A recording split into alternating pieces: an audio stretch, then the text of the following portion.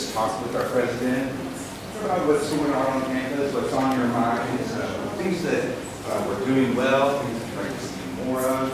I think OC is a really special place, but I'm looking at it through my lens of being me. And so I wanted to take an opportunity to hear about OCU through other people's lenses. African American faculty, as in like teachers on campus, is there anything that can be done to bring more diverse faculty in? So I can tell you that we work on it. We have not been successful, which I think is probably shared by many universities. So.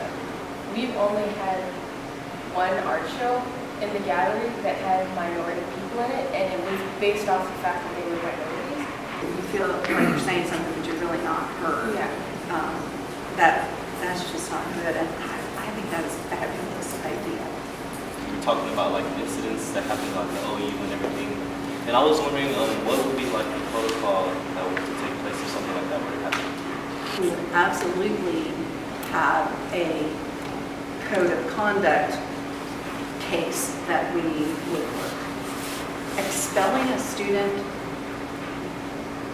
for that kind of thing is a real, you really have to work it carefully, is my understanding. It's a really tricky situation, and it shouldn't be. Doesn't it feel like to you that it shouldn't be? But Absolutely. But I get that, and I said, well, surely you can expel a student, and that is not as easy as it sounds. My experience here has been mostly positive, 95% positive. I love my experience here. The people that I met have been great. How can there be like a discussion and maybe not quotas, but like the strong emphasis on admitting students of color into these programs, and also ensuring that the plays that we're putting on are also reflective of that student's particular identity, giving them an opportunity to showcase themselves. But I want to use this as a way to provide feedback to leadership. Is there a way to add like African American studies, like a major or minor here in the curriculum? Funding a whole program is harder than if I were to say I would love to expand the Clara Luper Scholars to be, to have more scholarships. Then you can go to the donor about kind of a smaller donation. I think that's probably an easier thing to accomplish. Something we talked about with our prior president was about admissions and going to more low-income schools or that have a higher racially diverse population. Because as far as the Clara Luper Scholarship, the excuse for them is always that students of color don't apply as much, so they can't get the scholarships. We have schools that are highly populated with black students right down the street, and they aren't going to them. I think it takes a special resource that's dedicated to building pipelines to those high schools that are more diverse.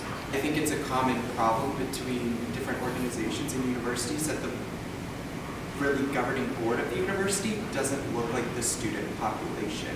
Just because they don't look like you does not mean that they are not really committed to increasing diversity. I know there's like the Clara Luper Scholarship Foundation, but is there any way we can have like a memorial statue or some garden dedicated to her put on campus? I mean, she's a hero of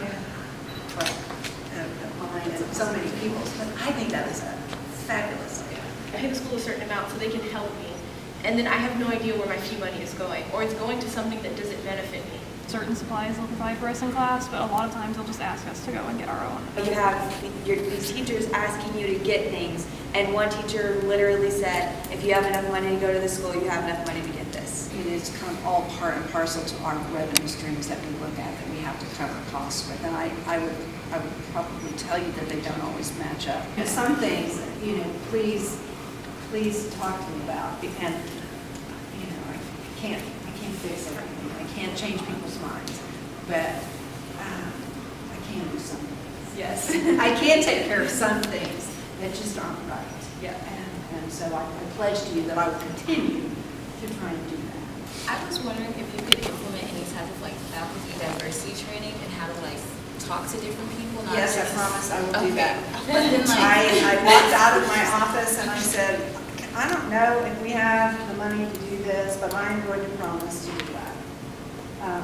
Tell me why you mention it, because I don't want to cut you off, I just am going to do that. just because like I've had a couple professors just say some things that were kind of like, you know, it's obvious they come from like a position of like wealth, and they're talking about things. It's like, well, I can't do, like I know people that can't do that, and like I personally can't do stuff like this, and also just like the importance of knowing how to handle it when it happens, like when like another student says something to another student, like knowing how to like de-escalate the situation. The only like diversity dialogue that we have is for the freshmen when they come in during Stars Week, and I personally helped create it and shape what it looked like this year, but there's not anything implemented after that. It's okay to have all of these diverse people, but if there's not a set up place for them to communicate and learn about other perspectives, then it doesn't matter at all. It's just a statistic, and it's not an experience. Something needs to be put in place for professors as well as students to know how to talk to them. They're still out there and happening in this day and age that I all that. Is a chief diversity officer something you're looking at, / what changes can we expect to see? 2 senior positions that I believe we really need at this university. One is a diversity officer and 2 is marketing. Diversity officer is not just about enrolling the students, it's about training the things, you know, putting these programs in place that really champion that. the director of the dance school and I were in a meeting, and she recommended me taking time out of class to come and be informed and know what's going on in our campus. So it was really a beneficial thing, and I'm glad she allowed me to do it. Saying that I haven't been allowed to miss a class in the 2 years I've been here, and that she thought that this topic was that important, I think it really shows her care for the topic and the inclusion on this campus.